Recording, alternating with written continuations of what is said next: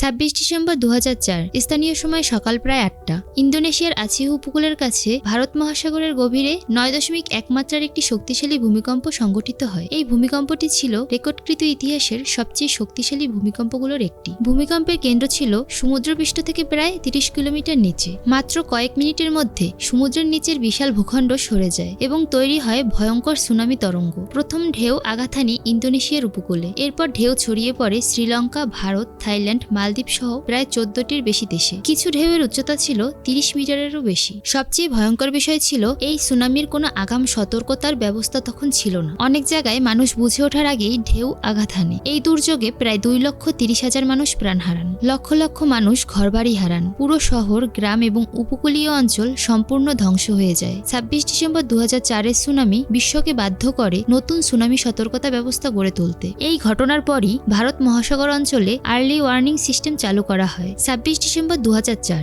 একটি ভূমিকম্প যা পুরো পৃথিবীর দুর্যোগ ব্যবস্থাপনাকে বদলে দিয়েছিল।